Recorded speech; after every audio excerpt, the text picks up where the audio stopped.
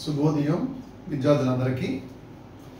మరి ఈరోజు నిన్ననే ఒక గొప్పదైనటువంటి భారతీయ హిందూ ధర్మశాస్త్రాన్ని అనుసరించి కార్తీక పౌర్ణమి పర్వదినాన్ని మనం జరుపుకుని శివకేశవ భేదం లేకుండా అభేదంతో కార్తీక దామోదరాయ నమః ఓం నమః శివాయ అంటూ ఆ సేతు హిమాచలం భారతీయులందరూ కూడా జయ జయ ధ్వానాలతో జ్వాలా తోరణంతో ఘనమైనటువంటి ఆకాశ కార్తీక దీపానికి నమస్కరించుకున్నాం. ప్రపంచంలో ఒక్క భారతదేశంలో హిందూ ధర్మానికి మాత్రమే సంవత్సరం మొత్తం ఉత్సవాలు పండుగలు ఉంటూనే ఉంటాయి. ఇంత ఎక్కువగా పర్వదినాలు పండుగలు అంటే జీవితాన్ని జీవించడం ఒక్క భారతీయులు తెలిసినంతగా విశ్వంలో ఎవరికీ తెలియదు. విశ్వంలో మిగిలిన ధర్మాలు ఉండొచ్చుగా ఉన్నాయి, వాళ్ళకి ఎప్పుడూ అరా ఒకటి అరా రెండు మూడు. జీవితానికి ఒక వెలుగు ఒక వైభవం కావాలంటే నిత్య కళ్యాణం పచ్చతోరణం కావాలి. అది ఒక్క హైందవ ధర్మ సూత్రాలు అనుసరించి హిందూ జీవన విధానాన్ని హిందూ ధర్మాన్ని అనుసరించే వారికి మాత్రమే సాధ్యం. మరి నిన్న మనం చాలా డీటెయిల్డ్గా అన్ని విషయాలు చెప్పుకుంటూ వర్ణ ఆశ్రమ ధర్మాల దగ్గర ఆగాం నిన్నటి క్లాసులో. ఇప్పుడు ఎందుకు ఈ ఆశ్రమ ధర్మాల దగ్గర నేను మీకు ఆపానంటే, ఈ విశ్వంలో there are so many creatures. Out of them జంతువున మానవ జన్మ దుర్లభం అంటారు కదా, నరజన్మ దుర్లభం.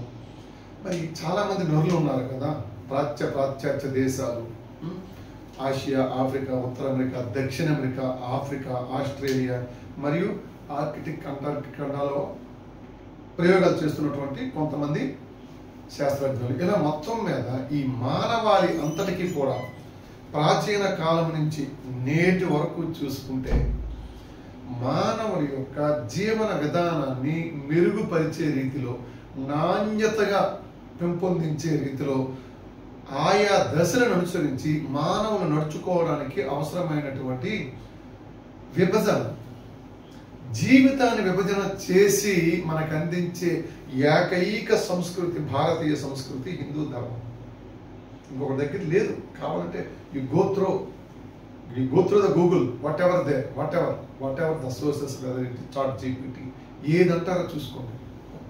ఇలాంటి ధర్మాలు ఆయా దశలను అనుసరించి వ్యక్తి యొక్క పుట్టుక నుంచి మరణం వరకు శతమానం భవతి శతాయుర్భవ అంటాం కదా, అంటే 100 సంవత్సరాలు అనేది ఒక నిర్ధారణ అంతే, ఇంకా తిరుగులేదు. మన పూర్వీకులందరూ కూడా 100 నుంచి 110, 120 సంవత్సరాలు జీవించారు. కల్మసం లేదు, మనోచిత్తంలో క్లేశాలు లేవు, చింత లేదు. చింత దేనిని గురించైనా అదే పనిగా చింత ఉంటే అది చితికి దారి చేస్తుంది. కానీ అలాంటి చింత లేదు. ఉన్నదంతా పారమార్థిక చింత మాత్రమే. అనన్యా చింతయంతో మా యోజనా పర్యుపాసతే తేషాం నిత్యాభియుక్తానాం యోగక్షేమం వహామ్యహం. అటువంటి వారి యోగక్షేమాలు నేను చూస్తానయ్యా అన్నారు స్వామి శ్రీకృష్ణ పరమాత్మ. ఇటువంటి వారిని అనన్య చింతయంతో మా, ఇతర చింతలు లేకుండా పరమాత్మ పైనే చింతన కలిగి ఉన్నటువంటి వారికి ఇంత స్పష్టంగా మానవ జీవితానికి అవసరమైనటువంటి సాఫల్యాన్ని, జీవన సంపూర్ణత్వాన్ని ఇచ్చినటువంటి ఇంకొక గ్రంథం కానీ ధర్మం కానీ చూపించారు. ఉంటూ మూలం ఇది. హిందూ ధర్మశాస్త్రం అనేది మూలం. అన్య చింతనలు పెట్టుకోకు. జీవికకు అవసరమైనటువంటి, జీవనానికి అవసరమైనటువంటి, ఉపాధికి అవసరమైనటువంటి అవసరం భోజనానికి మాత్రమే నువ్వు సంపాదించుకుని గృహస్థుగా నీ యొక్క జీవనం కొనసాగిస్తూ నీవు తింటూ సమాజానికి అందించాలి. దానికి మరికొంత సంపాదించుకుని నీ జీవనాన్ని కొనసాగించు. ఇలా కొనసాగిస్తున్నటువంటి జీవన క్రమంలో పరమార్థిక చింతనే ముఖ్యము అని చెప్పింది భగవద్గీత. అన్య చింతలు లేకపోవడం అంటే అది. మరి ఆ దశ గురించి మనం ఇప్పుడు చెప్పుకుందాం. ప్రపంచ చరిత్రలో, ప్రపంచ ఇతిహాసంలో, ప్రపంచ నాగరికతలో ఒక భారతీయ హిందూ ధర్మాన్ని అనుసరించే వారికి మాత్రమే నిర్దేశించబడిన, డిజైన్ చేయబడిన, రూపొందించబడిన, రూపకల్పన చేయబడిన సంపూర్ణ జీవన సిద్ధికి అవసరమైనటువంటి వర్ణ ఆశ్రమ ధర్మాలు. ఆల్రెడీ మీకు నేను వర్ణాల గురించి చెప్పేశాను. చెప్పినా మరొకసారి చెప్పాలి. వర్ణ ఆశ్రమ, బ్రాహ్మణ, క్షత్రియ, వైశ్య, శూద్ర. చాలా మంది పొరపడుతున్నట్లుగా, మిడిమిడి జ్ఞానంతో చెబుతున్నట్లుగా వర్ణాలు అనేవి పుట్టుకున్న బట్టి కాదు కాదు కాదు. మరొకసారి నేను చెబుతాను. మీరు కూడా ఆన్లైన్ మాధ్యమంలో వింటున్న మీరు కానీ ఎవరైనా చెప్పాల్సినటువంటి విధానం ఇది. వర్ణ ధర్మాలు అనేవి వారి వారి జీవన విలువలను బట్టి, జీవన నైపుణ్యాలను బట్టి, వారి యొక్క కర్మలను బట్టి, వారి యొక్క ఆలోచన స్థితిని బట్టి, వారి వారి మేధస్సును బట్టి మాత్రమే విభజించబడ్డాయి. మనువు అలా చెప్పారు, లేదంటే పలానా మహాభారతంలో ఇలా ఉంది, చాలా పొరపాటు. జన్మన జాయతే శూద్ర, కర్మన జాయతే ద్విజ. నీవు చేసే కర్మల వల్ల ద్విజత్వం వస్తుంది, జన్మ వల్ల ద్విజత్వం రాదు రాదు రాదు. ఏమిటయ్యా ద్విజత్వం? ఉపనయనాది సంస్కారాలు చేయడం ద్వారా వేరొక జన్మ, ట్వైస్ బోర్న్ జరుగుతుందని మనకి ధర్మాలు చెప్పాయి. కాబట్టి ఆ ట్వైస్ బోర్న్ ద్విజత్వము అంటే కుశాగ్ర బుద్ధిత్వము, లోక కళ్యాణం గురించి ఆలోచించడము, లోక సమస్త సుఖినో భవంతు అని ఎవరైతే చెప్పారో వారందరూ కూడా ద్విజులే. అదంతా కూడా బ్రాహ్మణత్వమే. ఉన్నారు బ్రాహ్మణోత్తములు మనకున్నారు, చాలా ముఖ్యులే.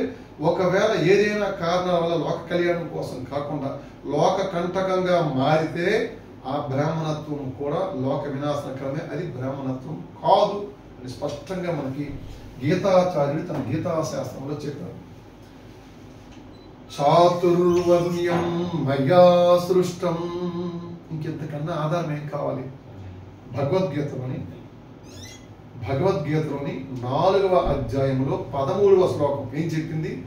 చాతుర్వర్ణ్యం మయా సృష్టం గుణకర్మ విభాగసః. గుణ కర్మ విభాగస, వారి వారి గుణాలను బట్టి 4 రకాలుగా వర్ణాలని మయా సృష్ట్యం, నేనే సృష్టించాను. దీని ఆధారంగా గుణకర్మ విభాగసః తస్య కర్తారమపి మాం, తస్య కర్తారపి మాం విద్యకర్తారమవ్యయం. విద్యకర్త, అకర్తగా నేను ఉంటున్నాను. సృష్టి అంతా నాదే. చూడండి ఎంత అద్భుతమైనది తెలుసా? కాస్త డీటెయిల్డ్గా ఉండేది చాలా ముఖ్యం. చాలా మంది ఇది చెప్పకుండా శూద్రులు అణగదొక్కేశారు, వైశ్యులు, క్షైత్రియులు, బ్రాహ్మణులు అని మమ్మల్ని కొంతమంది పైకి వెళ్ళారు, కొంతమంది కిందకి వెళ్ళారు, ఎప్పుడూ వెళ్తూనే ఉంటారు. సాధారణ కుటుంబంలో పుట్టి అసాధారణంగా ఐఏఎస్ ఆఫీసర్స్ అయినటువంటి వారు ఈరోజు లేరా మనకి? తొక్కడం అంటే ఎక్కడ ఉండదు, నెగ్గడమే ఉంటుంది. ఎలా నెగ్గాలి? గుణకర్మ విభాగసః. మన గుణాలను, విశేష గుణాలను వృద్ధిపరచుకోవడం ద్వారా. అర్థమైందా? చాతుర్వర్ణ్యం మయా సృష్టం. ఈ చతుర్వర్ణాలు ఏవైతే ఉన్నాయో శూద్ర, వైశ్య, క్షత్రియ, బ్రాహ్మణ, ఈ వర్ణాలను మయా సృష్టం, నేనే సృష్టించాను. ఇంకేం కావాలండి? ఎంత స్పష్టంగా భగవద్గీతలోని 4వ అధ్యాయంలో 13వ శ్లోకంలో పరమాత్ముడు చెబితే ఇంకా దాని గురించి మిడిమిడి వాదన పలికారు. ఎందుకు పుట్టించారు పరమాత్మ? ఆయా గుణాలను బట్టి, వారు చేసే కర్మలను బట్టి. యద్యదాచరతి శ్రేష్ఠః తత్తదేవేతరో జనః సయత్ ప్రమాణం కురుతే. కురు సంస్కృతంలో చాలా మంచి పదం. కురు చేస్తారో, సయత్ ప్రమాణం కురుతే లోకస్తదనువర్తతే. లోకమంతా దానిని అనుసరిస్తారు తప్ప నువ్వు చేసే పని శూద్రుడువా, క్షత్రియుడివా, వైశ్యుడివా, బ్రాహ్మణుడవని చూడరు. నీవు చేసే కర్మలే లోకములో ప్రమాణంగా నిలబడతాయి అని మరలా కృష్ణ పరమాత్మే చెప్పారు. కాబట్టి భగవద్గీత జీవన గ్రంథం, జీవన నైపుణ్యాల గ్రంథం, వ్యక్తిత్వ వికాస గ్రంథం. మతాలకు అతీతంగా, ధర్మాలకు అతీతంగా విశ్వాలకు అతీతంగా ఆయా విశ్వాసాలు అతీతంగా కుల మత వర్గ కాల రహితంగా అన్ని కాలాలకు దేదీప్యమై వెలుగొందే గొప్పదైన సత్యం భగవద్గీత. కాబట్టి భగవద్గీత కొనేసి ఇంట్లో పెట్టేసి 2 పువ్వులు వేసేస్తామా? చాలా తప్పు. లోపలికి వెళ్ళాలి. ఏమి చెప్పాడో శ్రీకృష్ణ పరమాత్మ తెలుసుకోవాలి. ఈ 18 అధ్యాయాలు మానవ జీవన సాఫల్య సూత్రాలు. కాబట్టి ఆ భగవద్గీతలో చెప్పినటువంటి ఆ వర్ణాశ్రమ ధర్మాలలో మనము బ్రహ్మచర్యము నెంబర్ 1 ఏంటిది? బ్రహ్మచర్యము. నెంబర్ 2 గృహస్థాశ్రమము. నెంబర్ 3 వానప్రస్థము. 4వది నెంబర్ 4 సన్యాసాశ్రమము. ఇవి మనకున్నటువంటి ఈ ప్రధానమైనటువంటి ఆశ్రమ ధర్మాలు. ముందేమయ్యాయి? వర్ణాలయ్యాయి.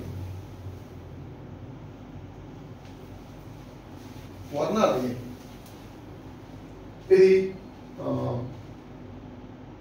బ్రాహ్మణ, క్షత్రియ, వైశ్య, శూద్ర వర్ణాలయ్యాయి.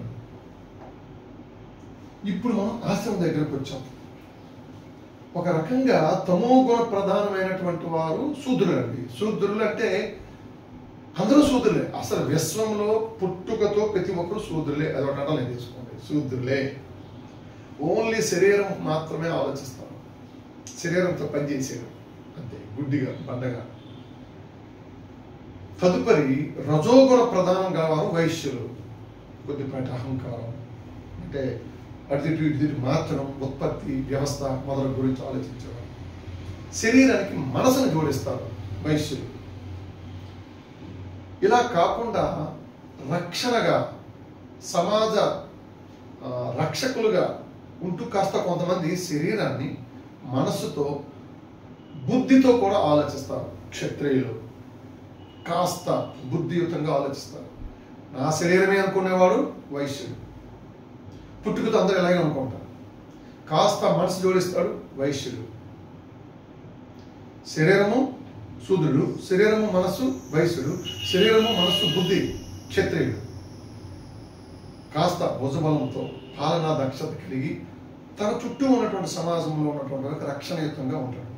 శరీరము మనస్సు బుద్ధి ఆత్మ శుద్ధ ఆత్మ లోక కళ్యాణం కోసం ఆలోచించే వారందరూ బ్రాహ్మణులే. ఇది వర్ణ ధర్మ విశేషాలు.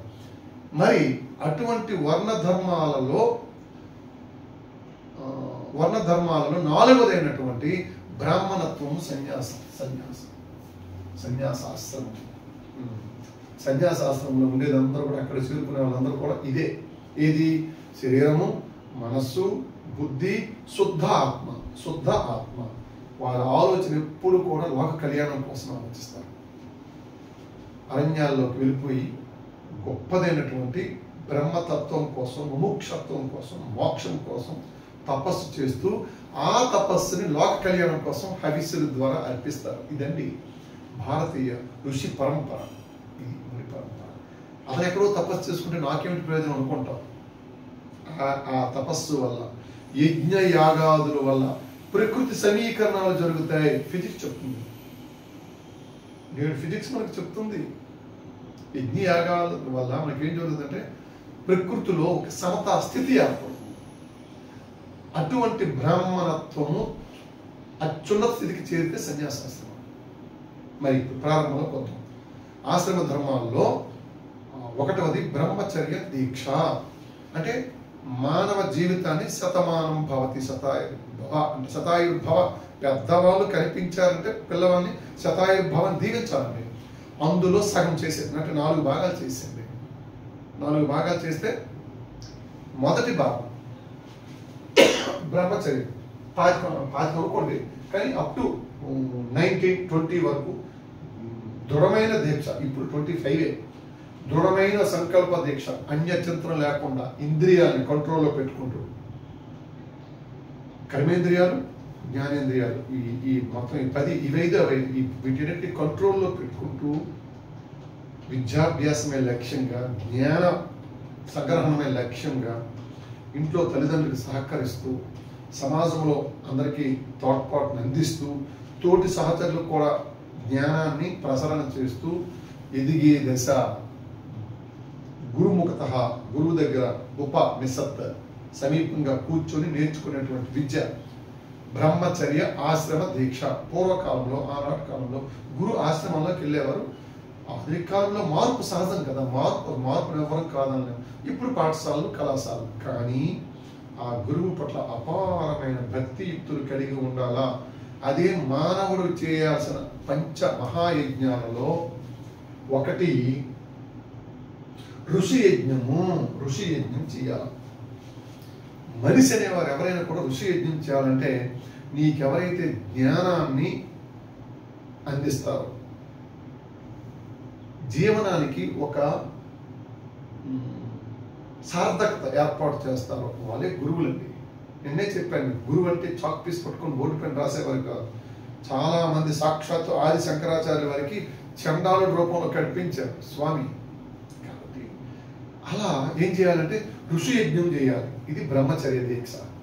ఇక రెండవది చాలా ముఖ్యమైనది. చాలా మంది అనుకున్నట్లుగా ఇది సాధారణమైన ఆశ్రమ ధర్మం అనుకుంటాం. బ్రహ్మచర్యం కఠినమే, చాలా కఠినమైన నియమాలతో ఉండాలి. ఆనాటి సూత్రాలు చెప్తే ఇప్పుడు ఉన్నటువంటి మన యువత కానీ మనం అందరం తేలిపోతాం, ఎక్కడికి వెళ్ళిపోతామో తెలియదు. అప్పుడు మన భారతీయ హిందూ ధర్మం చెప్పిన ఒక్క సూత్రాన్ని కూడా పాటించే పరిస్థితి లేదు. ఇప్పుడు ఉంటే ఉండొచ్చు కదా, మనం జనరలైజ్ చేసేయాం, ఉంటే ఉండొచ్చు కదా. కానీ అంత కఠిన నియమాలతో విద్యాభ్యాసన చేస్తూ కఠోరమైనటువంటి అరణ్యాలలో గురు సేవ చేస్తూ, గురువుకి ఎప్పుడు చెప్పాలనిపిస్తే అప్పుడు చెప్తారు. అంతవరకు ఉండి నేర్చుకున్నటువంటి వాళ్ళు కాబట్టి మన వాళ్ళందరూ కూడా కఠినమైన గ్రంథాలైనటువంటి వేదాలను చదువుకున్నారు. ఇక రెండవది చాలా ముఖ్యమైనది, మిగిలిన 3 ఆశ్రమాలు సజావుగా సాగడానికి కారణభూతమైనది ఏమంటాం దాన్ని, స్థితిత్వాన్ని ఇచ్చేది, కర్తృత్వాన్ని చేసేది గృహస్థాశ్రమ ధర్మం. గృహస్థాశ్రమం 20-25 మధ్య కఠోరమైన బ్రహ్మచర్యం స్వీకరించి జ్ఞాన సమీకరణ చేసి తల్లిదండ్రులు, గురువులు చెప్పిన రీతిలో చక్కనటువంటి సృష్టి నడవడానికి కారణభూతమైనటువంటి ఒక స్త్రీని పురుషుణ్ణి స్త్రీ స్వీకరించి మనస వాచ కర్మణ నాతి చరామి అంటూ చేపట్టే ఆశ్రమ ధర్మమే గృహస్థాశ్రమము. గృహస్థాశ్రమ ధర్మం. వివాహ వ్యవస్థ ఎంత గొప్పది! భారతీయ వివాహ వ్యవస్థ అద్భుతం. ఎంతో లోక కళ్యాణాన్ని ఆశించి పైనుంచి దేవతల్ని ఆవాహనం చేస్తారు పురోహితులు తన మంత్రశక్తి ద్వారా. అటువంటి వివాహ వ్యవస్థని భ్రష్టు పట్టించేస్తున్నాం. ఇప్పుడు పూజారిని లాస్ట్ పర్సన్గా చేసేసి ఫోటోగ్రాఫర్ని ఫస్ట్ పర్సన్గా చేస్తాం. చాలా తప్పు, చాలా తప్పు. ఒకవేళ మీకు ఫోటోలు కావాలంటే పవిత్రమైన వివాహ క్రతువు అయిపోయినాక తీసుకోండి, తప్పులేదు. ఆధునికత మీకు కావాలి, వద్దు అంటే కోపం. కాబట్టి పూజారికి ప్రథమ స్థానం అర్పించాలి. ఎందుకంటే పైన ఉన్నటువంటి ఆ దేవత యొక్క ఆశీస్సులు ఇంకా జీవితాన్ని ప్రారంభిస్తున్న నవదంపతులకి అవసరం. వారి ఆశీస్సులు పైనుంచి అవసరం. మరి ఆశీస్సులు తేవాలంటే వయా మీడియా ఉండాలి కదా. ఇప్పుడు నేను మీకు పాఠం చెబుతానంటే వయా మీడియా ఇదంతా సెటప్ అంతా ఉంది కదా. ఆన్లైన్ మాధ్యమంలో 2 రాష్ట్రాల్లో ఉన్న మీరందరూ కూడా క్షణకాలంలో వినేస్తున్నారు. నా ఇంట్లో సభ్యులు కూడా ఇప్పుడు నా పాఠం వెళ్ళలేదు, మరి మీరు వింటున్నారు. Because of this online mode is the media. In the same way పైన ఉన్నటువంటి ఆ దేవతలందరూ కూడా గొప్పదైనటువంటి ఆశీస్సులు ఆ నవదంపతులకు అందించాలంటే ఆ మీడియా, ఆ ఇన్స్ట్రుమెంటేషన్కి ప్రధాన కర్మ ఎవరంటే పురోహితులు, వివాహం చేసే పురోహితులు, పూజలు చేసే పురోహితులు. కాబట్టి ఆ పూజారిత్వాన్ని మనం గౌరవించాలి. వీడు ఫోటోగ్రాఫర్ ఆగండి పంతులు గారు అంటాడు, వీడాగమంటే పంతులు గారు అవుతారా? అత్యంత పవిత్రమైన జీవితాంతం అంటే మరలా స్వామి యొక్క సన్నిధిలో చేరే మరణం వచ్చే వరకు కూడా తన మెడలో పురుషుడు అంటే పెళ్లి కుమారుడు మెడలో కొడుతున్నటువంటి మంగళసూత్ర ధారణాన్ని ఎలా కట్టాలో నిర్ణయించేవాడు ఫోటోగ్రాఫర్. ఇప్పుడు ఎంత తప్పు, ఎంత ఘోరం అది. ఆగానంటాడు. కడుతున్నటువంటి క్రతువు ఆ నవ వధువు జీవితంలో కోటి ఆశలతో తనకు నచ్చినటువంటి ఆ వరుడితో పాటు అమ్మవారిని విడిచిపెట్టి అత్తవారింటికి వెళ్ళడానికి జీవితాంతం వివాహం అనే బంధం ద్వారా పరిచయం లేని వేరొక పురుషుడితో జీవితాంతం నడవడానికి, కలిసి సంసారం చేయడానికి, కుటుంబాన్ని నిర్మించి సమాజానికి అందించడానికి, లోక కళ్యాణం కోసం పవిత్రమైన రీతిలో పిల్లల్ని కనడానికి ఏర్పాటు చేసే గొప్ప బంధమే మూడు ముళ్ళ బంధం. ఆ మూడు ముళ్ళ బంధాన్ని కూడా ఫోటోగ్రాఫర్ డిసైడ్ చేస్తే తల్లిదండ్రులు ఏం చేస్తున్నారు, వస్తున్న పెద్దలు ఏం చేస్తున్నారు, ఆచార్యులు ఏం చేస్తున్నారు? ఎంత అవమానకరం తెలుసా? వివాహ వ్యవస్థను ముఖ్యంగా మన తెలుగు వారి భ్రష్టు పట్టించేస్తున్నారు. చాలా తప్పు. కాబట్టి గృహస్థాశ్రమం అనేది మిగిలిన మూడు ఆశ్రమ ధర్మాలకి ఆలంబన. బ్రహ్మచర్య బతకాలంటే గృహస్థు ఉండాలి. తాను సేద్యం చేసి పంట పండించి తన భార్యకు అవసరమైనటువంటి ఆహార సామాగ్రిని ఇస్తే ఆ తల్లి వండి భవతి భిక్షాందేహి అని ఇంటి ముందు నిలబడే బ్రహ్మచారికి ఇంత ముద్ద వేస్తుంది. ఆ రకంగా తన విద్యాభ్యాసం సాగుతుంది. అదే గృహస్థు తరువాత కాలంలో భారతీయ ధర్మాన్ని అనుసరించి వానప్రస్థానికి వెళ్ళేటప్పుడు వానప్రస్థానికి అవసరమైనటువంటి సామాగ్రిని అంతా సమకూర్చేది గృహస్థాశ్రమం. ఇంతేనా? సన్యాసిగా అరణ్యంలో కందమూలాలు తిని జీవిస్తారు. కానీ ఆయా పర్వదినాల్లో మనకి చూడండి, కుంభమేళ జరిగేటప్పుడు మొత్తం అఘోరాలు వస్తారు. అలా మహర్షులు ఋషులు వస్తుంటారు పర్వదినాల్లో. వచ్చేటప్పుడు వారిని మన పీఠాలకు లేదా మన మఠాలకు లేదా మన గృహాలకు ఆహ్వానించి వారికి కావాల్సినటువంటి అన్ని రకాలైనటువంటి సదుపాయాలు మనకు కల్పించాలంటే గృహస్థాశ్రమం చాలా ముఖ్యమైనది. పూలలో దారంలా మొత్తం మూడు ధర్మాన్ని అనుసంధానం చేసే గొప్పదైనటువంటి గృహస్థాశ్రమ ధర్మం. చతుర్వర్ణ మయా సృష్టం అన్న శ్రీకృష్ణ పరమాత్మ యొక్క శ్లోకానికి అర్థం ఇది. ఇక మూడవది వానప్రస్థాశ్రమం. వానప్రస్థం అందులోనే ఉంది కదా, వనాలలో ప్రస్థానం చేయడం. వనాలు అంటే అరణ్యాలు జీవించడం.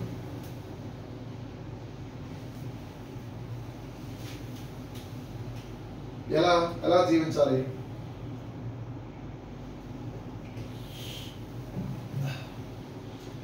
ధార్మిక జీవనం,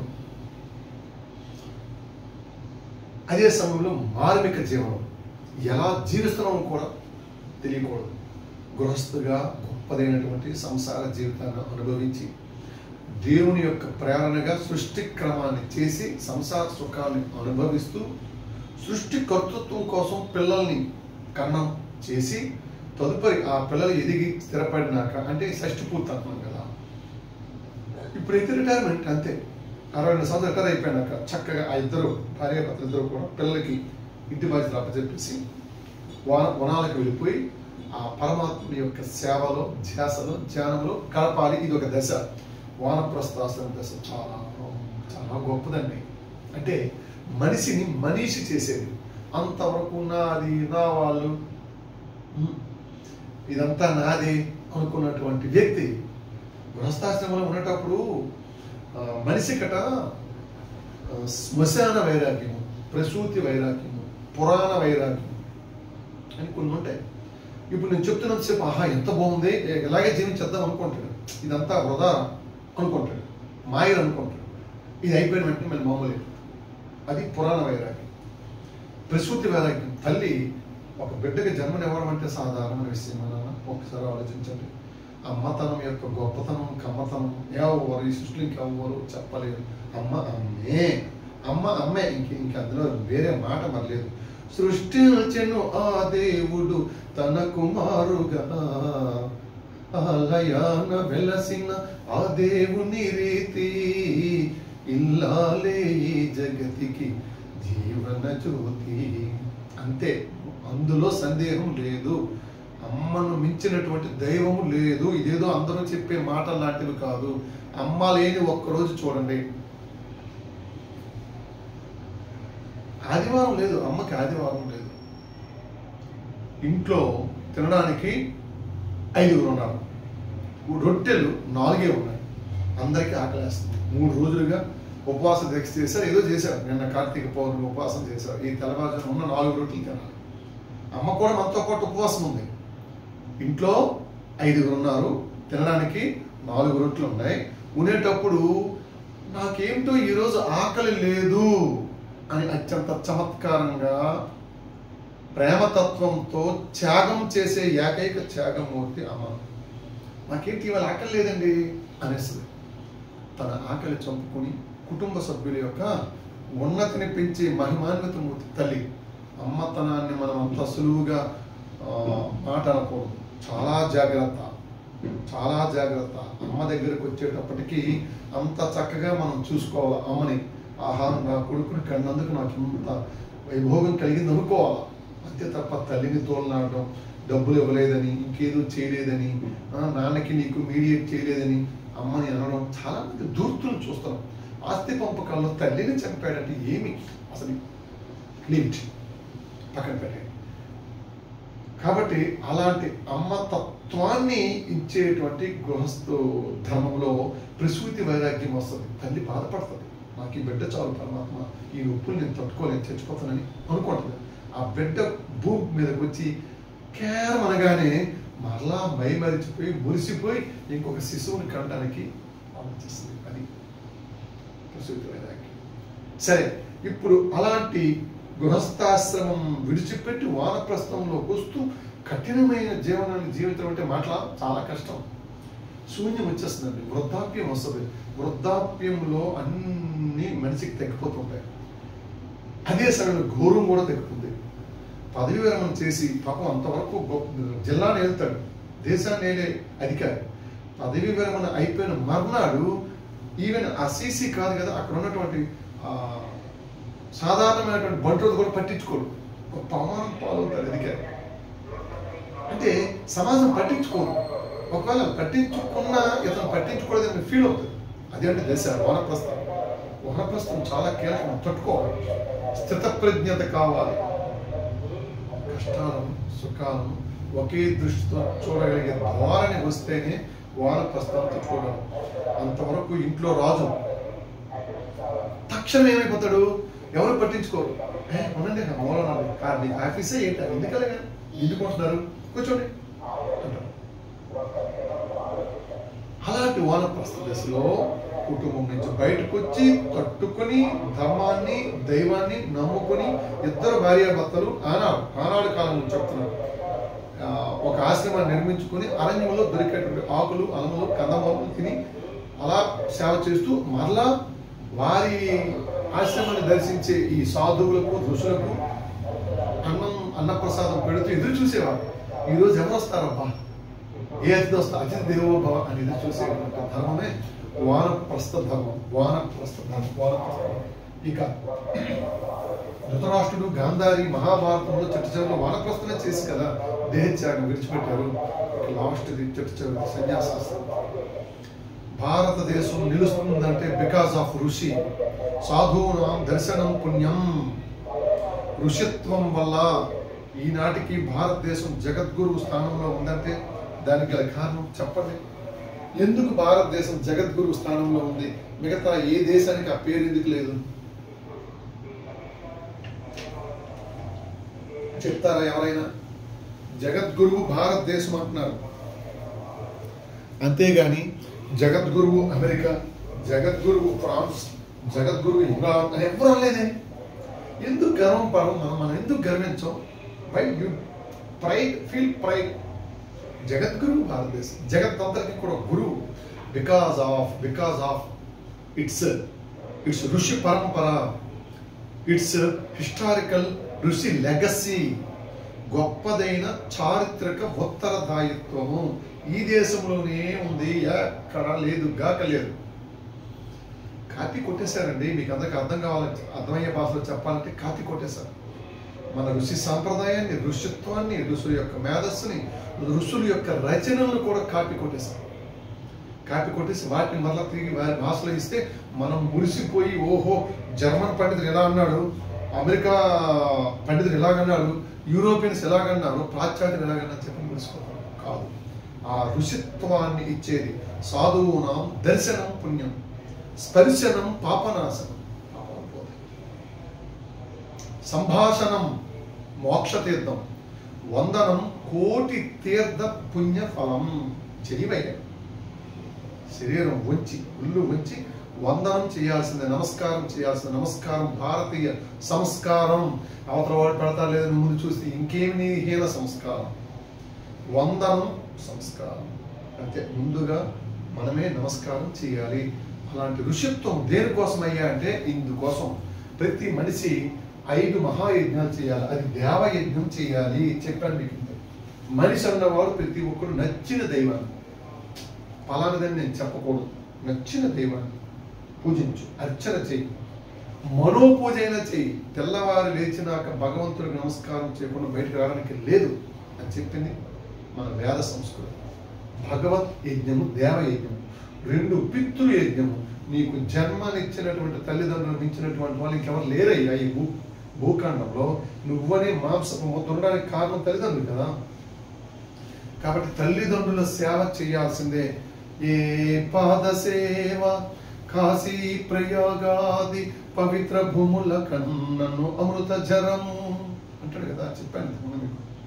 కాశీ ప్రయాగ పుణ్యక్షేత్రాల దర్శనము కన్నా నీ తల్లిదండ్రుల దర్శనం గొప్పది. అందుకే విఘ్నేశ్వరుడు తల్లిదండ్రులు చుట్టూ తిరిగేసి గొప్పదైనటువంటి ఘనాధిపత్యం పొందాడు.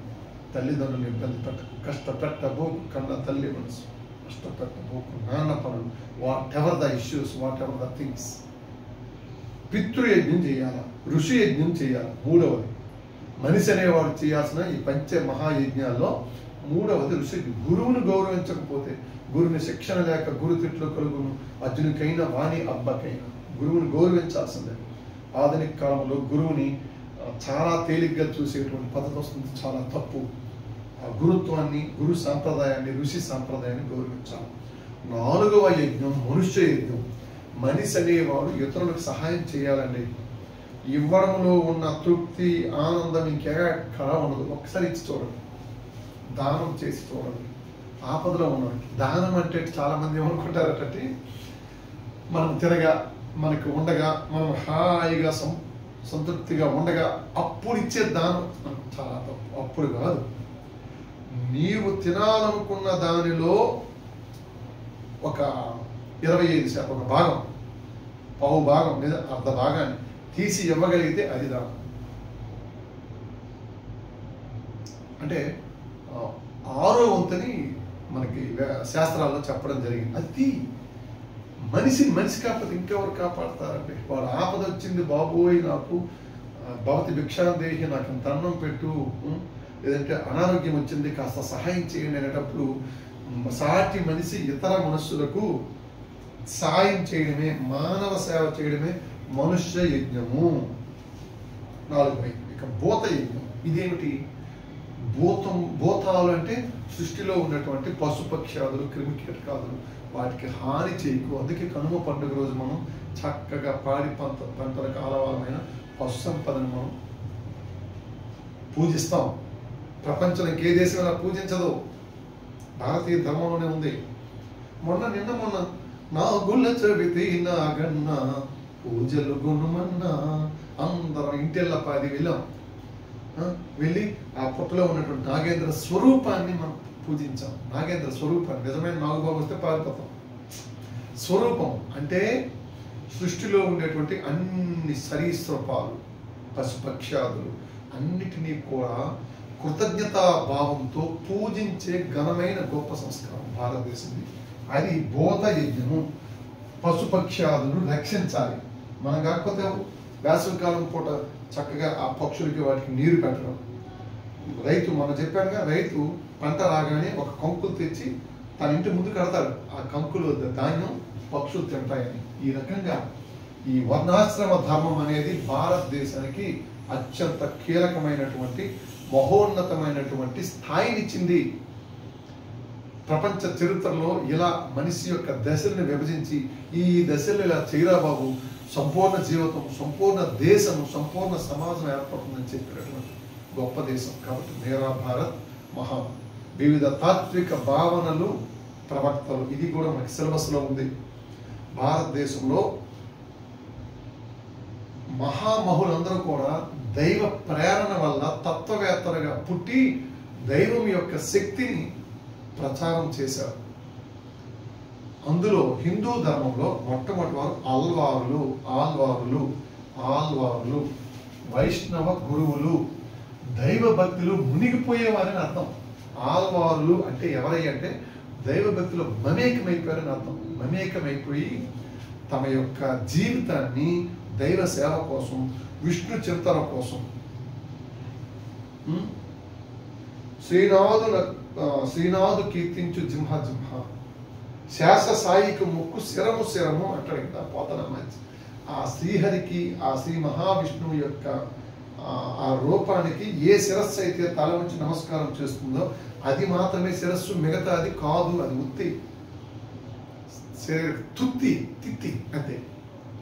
తిత్తి అంటే దీని అర్థం ఏమిటి? అంత భక్తి భావంతో ఈ ఆల్వారులు విష్ణు సాహిత్యాన్ని, విష్ణువు యొక్క రచనలను కొనసాగించారు. వైష్ణవ సాంప్రదాయంలో, తమిళ సాహిత్యంలో ఈ విష్ణు భక్తులైన ఆల్వారులకి విపరీతమైనటువంటి 12 మంది ఉన్నారండి. వీళ్ళు ఆల్వారులు, వైష్ణవ గురువులు గొప్పదైనటువంటి పాసురాలు రాశారు. ఆల్వారులు అనుసరించే కవితా ఖండికల పేరు పాసురాలు. నోట్ చేసుకోండి. ఆల్వారులు గొప్పదైన విష్ణు భక్తులు, విష్ణువుని కీర్తిస్తూ వైష్ణవ భక్తిని, సాంప్రదాయాన్ని కాపాడేవారే ఆల్వారులు. వీరు తమ యొక్క విష్ణు భక్తిని పాసురాలు అనేటువంటి కవితా ఖండికల రూపంలో గానం చేసేవారు. వీటికి, ఈ పాసురానికి ప్రధానంగా నాలాయిర బంధము, ప్రబంధము, దివ్య ప్రబంధము. ఈ పాసురాలకి ఏమని పేరు? నాలాయిర ప్రబంధం అనే పేరు. తమిళ భాషలో మనకి వేదాలు ఎంత గొప్పవో తమిళంలో అంత గొప్పవి నాలాయిర బంధం. కాబట్టి దీన్ని ద్రవిడ వేదం అంటారు. దీన్ని నోట్ చేసుకోండి. ద్రవిడ వేదము అని దేనిని పిలుస్తారు? నాలాయిర ప్రబంధము. నాలాయిర ప్రబంధము. అందుకే అన్నిసార్లు మీకు చెప్తున్నాను, నాలాయిర ప్రబంధము. భారతదేశానికి వేదాలు ఎలాగో ద్రవిడ వేదంగా పేరు గాంచాయి ఈ పాసురాలు. భక్తి మార్గాన్ని చూపించడమే కాకుండా గొప్పదైన సాహిత్యాన్ని లోక కళ్యాణం కోసం ఇచ్చారు ఆల్వారు. చాలా మంది ఏమనుకుంటారంటే ఆల్వార్లు అంటే బ్రాహ్మణులేనేమో, వైష్ణవ గురువులేమో, వీరు ఎవరిని అంటారేమో, మొట్టలేమనుకుంటారు. చాలా తప్పు. కుల మతాలకు అతీతంగా, ఇందాక చెప్పాను చాతుర్వర్ణ మయా సృష్ట్యం అన్నారు కదా స్వామి. అలా చతుర్వర్ణాలలో ఉన్నటువంటి ఎవరు బ్రాహ్మణ్, క్షత్రియ, వైశ్య, శూద్ర, వైశ్య, క్షత్రియ, బ్రాహ్మణులు ఎవరైనా ఆల్వార్లు అవ్వచ్చు. అదండి భారతదేశం.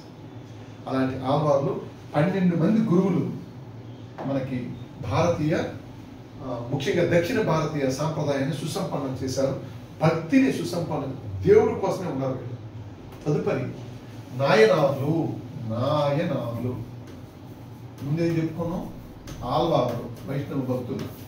నాయనార్లు శివభక్తి కలిగి ఉన్నటువంటి వాళ్ళు, శైవ భక్తిని కలిగి ఉన్నటువంటి నాయనార్లు. ఆ నాయనార్లు ఎలాగైతే ఆల్వార్లు విష్ణు భక్తి కోసమే పుట్టారో, నాయనార్లు కూడా క్రీస్తు 3-8 శతాబ్దాల్లో శివభక్తి భరితమైన రచనలలో, గానంలో తరించిపోయారు. ప్రతి దశలో, ప్రతి చోట కొంతమంది పాసాన్లు ఉంటారు. వాళ్ళు వైష్ణవ భక్తి మాకొద్దు, శైవ భక్తి వద్దని అనుకున్నారు తప్ప నిజమైన భక్తి ప్రపత్తులు గలవారు ఎవరు కూడా శివ కేశవ అభేదాన్నే చూశారు. వీరిద్దరి మధ్య తేడాన్ని చూడలేదు. కాబట్టి నాయనార్లు శైవ గురువులు 63 మంది.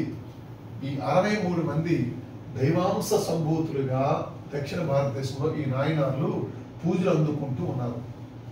10వ శతాబ్దిలో, అంటే 900 నుంచి 999 కాలంలో, 10వ శతాబ్దంలో నంబి నాయార్లు రచించిన రచనలన్నీ సంకలనం చేసి త్యావారం అని పేరు పెట్టాడు.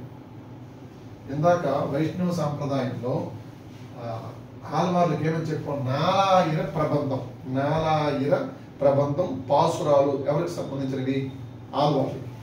ఇప్పుడు నాయనార్లకు సంబంధించినవి ఏంటివి? త్యావారము. రాజరాజ చోళుడి కాలంలో వీటికి సంబంధించినటువంటి వ్యవస్థకి, నాయనార్లకు సంబంధించి చక్కనటువంటి ఆధారాలతో కూడినటువంటి ఆధారాలతో కూడినటువంటి శాసనాలు మనకు లభించాయి. నాయనార్లు మొత్తం ఎంతమంది చెప్పారు ఇప్పుడే? నాయనార్లు 63 మంది మహాశివభక్తులు. నాయనార్ అంటేనే పూజ్యుడు అని అర్థం.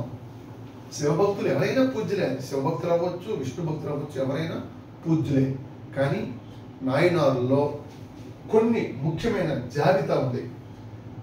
ఆ జాబితాలో జైన సాంప్రదాయంలో కూడా 63 మంది గురువులు ఉంటారు కాబట్టి దాని ప్రభావం ఉందన్నారు. సంబంధ, అప్పార్, సుందరార్ రచనలు, సంబంధ, అప్పార్, సుందరార్ రచనలు ఈ తేవారంలో చెప్పబడ్డాయి. శైవ గురువులైనటువంటి నాయనార్ల యొక్క రచనలు, భక్తి భావాన్ని అంతటినీ కూడా తేవారంలో చెప్పడం జరిగింది. ఓకే, నాయనార్ వ్యవస్థ. నాయనార్ వ్యవస్థ, ఆల్వార్ నాయనార్ వ్యవస్థ చెప్పాలంటే మతాలకు అతీతంగా లోక కళ్యాణం కోసం కృషి చేసినటువంటి వ్యవస్థ. అర్థమైందా? నెక్స్ట్ ఒక మహానుభావుల గురించి తెలుసుకోబోతున్నాం. తదుపరి ఈరోజు ఇంతవరకు మనం చెప్పినటువంటి పాఠాలన్నింటిలో కన్నా ఒక గొప్పదైనటువంటి విశిష్టమైనటువంటి అంశంగా ఈరోజు టాపిక్ మీరు చూడాలి. ఆది శంకరాచార్యులు. ఆది అనే మాట ఎందుకు ఉపయోగించాము?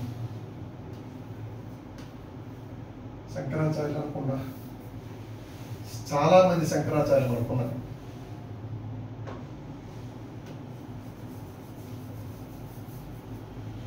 కానీ ఆది శంకరాచార్యులు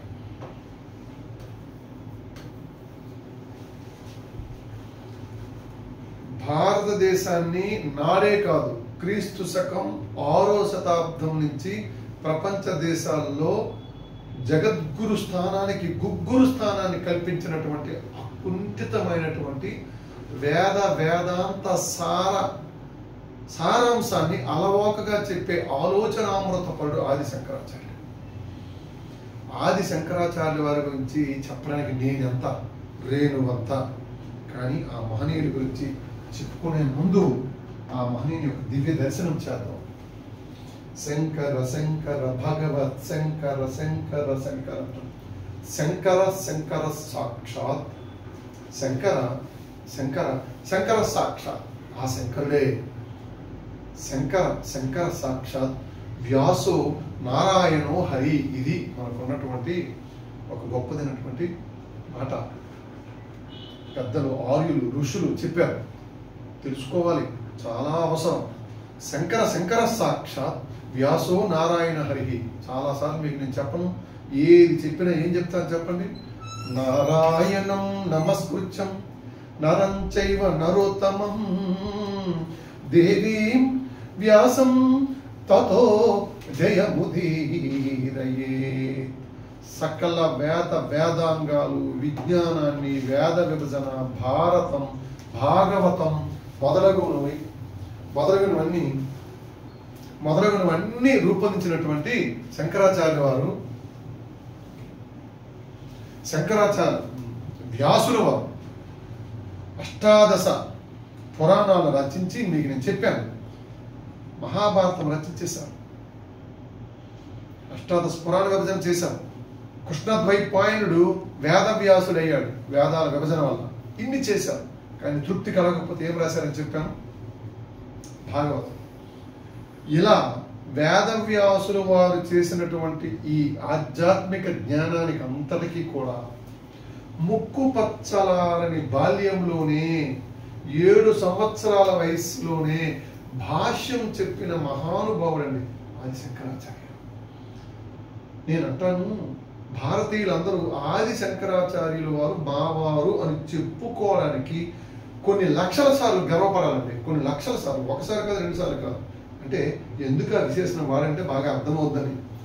ఆది శంకరాచార్య వారు మావారు మా భారతీయులు చెప్పుకోరు. అంత అకుంఠిత మేధ, అత్యంత పిన్న వయస్సులోనే మోక్షం పొందినా ప్రపంచంలో ఎవరు కూడా ఇంత చిన్న వయసులో, కేవలం 32 సంవత్సరాల వయసులో అంత జ్ఞానాన్ని విశ్వానికి అందించినటువంటి వేరొక వ్యక్తి లేడు. అందుకే ఆది శంకరాచార్యులు మనవారు అంటూ ఆయనకి నమస్కారం చేయాలి. అటువంటి ఆదిశంకర్ యొక్క జీవిత చరిత్రలోకి మనం వెళ్తాం. ఏమిటి ఆది శంకరాచార్య చూడండి, ఇక్కడ ఒక ఇండియా మ్యాప్ ఇచ్చాడు, జూమ్ చేపిస్తాను చూడండి. ఏమిటి దీని అర్థం ఏంటి? ఊరికి ఇచ్చాడా అంటే భారతదేశం మొత్తం ఆయన యొక్క మేధస్సు వ్యాప్తి చెందిందని అర్థం. ఎక్కడ పూరి తూర్పుతో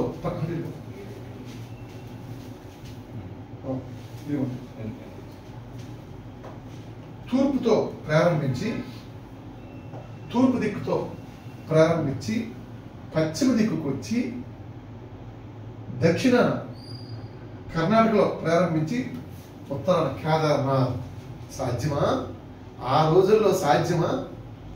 6-7 శతాబ్దాల్లో ఒక వ్యక్తి కాలినడకన సంచరించి ఆ సేతు హిమాచలం 4 సార్లు, ఒకసారి కాదు, దేశమంతా కూడా తన గురు శిష్య పరంపరతో నడిచి భారతీయ సాంప్రదాయానికి గొప్పదైనటువంటి దిశను అందించినటువంటి మహానుభావుడు. అందుకే భారతదేశం, అది కూడా అఖండ భారతం, వేసి చూడండి అక్కడ ఫోటో, అఖండ భారతం. ఇప్పుడున్న పాకిస్తాన్, ఆఫ్ఘనిస్తాన్, పైన ఉన్నటువంటి మన నేపాల్, టిబెట్, ఇక్కడ పెట్టేటప్పటికి బంగ్లాదేశ్, బర్మా, ఇదంతా కలిపి అఖండ భారతం. ఈ అఖండ భారతాన్ని అంతా కూడా ప్రభావితం చేశారు మహానుభావుడు. తన గొప్పదైనటువంటి, ఇందాక నేను చెప్పాను కదా, ఘనమైనటువంటి ఆధ్యాత్మిక ఆలోచన అమృతం ద్వారా. అది మహానుభావుడు గంగా ప్రవాహం. ఎందుకు పనికిరావండి ఇప్పుడున్న సూపర్ కంప్యూటర్లు ఏవి కూడా ప్రస్థానత్రయముగా చెప్పబడే ఉపనిషత్తులకి, భగవద్గీతకి భాష్యం చెప్పేశాడు. భాష్యం, వ్యాఖ్యానం రాసి 12 సంవత్సరాలు నూనూగు మేసాల నూతన యవనం అనడానికి లేదు, బాల్య దశలోనే. అందుకే శంకర సాక్ష ఓ ఆది శంకర, అయ్యా నువ్వు ఆ సాక్షాత్తు ఆ శంకర్లు వారేనయ్యా, ఆ శంకర్లే, కాకపోతే ఇంకెలా సాధ్యమవుతుంది? వ్యాసుడు నారాయణుడు ఎలాగైతే ఆది శంకర్ల వారు శంకరులు అయ్యారు అని చెప్పడానికి మీకు ఈ విషయం చెప్పాను. ఓకేనా? ఆది శంకరాచార్య వారికి నమస్కరిస్తూ శృతి